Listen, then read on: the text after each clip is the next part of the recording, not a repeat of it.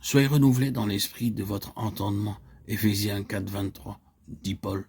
L'entendement, qui est une partie de l'âme, dominée par l'esprit, doit devenir spirituel. Il y aura une âme spirituelle et une âme charnelle.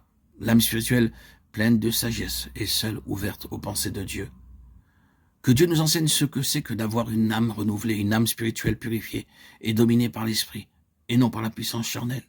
Une âme capable de penser sagement et clairement les pensées de Dieu. L'apôtre écrit aux Galates, marchez selon l'esprit, et vous n'accomplirez pas les désirs de la chair, Galates 5, 16. Quand vous réaliserez la demeure du Saint-Esprit dans votre esprit, et que vous lui permettez de diriger tout votre être, lorsque vous marchez selon l'esprit, alors seulement vous obtiendrez la maîtrise complète sur les désirs de la chair.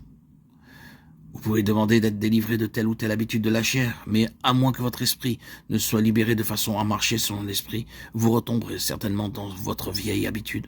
Et même si vous n'y cédez pas absolument, vous désirerez le faire, ce qui est presque aussi coupable. Dieu veut que vous soyez délivrés de la servitude de la chair. Et le moyen pour y arriver, c'est de laisser l'esprit gouverner, de façon à ce que le corps soit complètement sous sa domination. Nous voyons dans le Seigneur Jésus au tombeau de Lazare comment l'esprit travaille en maître, dominant les armées du mal. Jésus frémit dans son esprit. Jean 11, 33. Frémir ici est l'expression de la douleur profonde, mêlée d'indignation, produite dans l'âme du Seigneur, à la vue du pouvoir de la mort sur l'esprit de l'homme.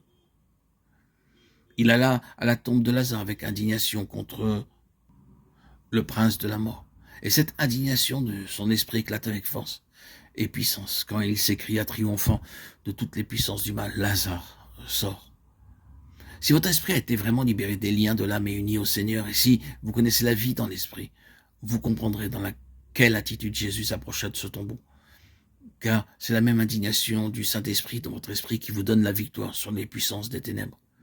Il y a quelque chose dans votre esprit à l'instant où vous percevez l'œuvre du diable qui éclate avec une indignation qui ne vient ni de votre chair, ni de votre intelligence, ni de votre vie de l'âme, à vous.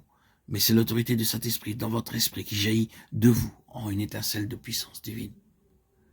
Vous ne pouvez pas travailler efficacement à délivrer les âmes sans cette indignation qui jaillit de votre esprit.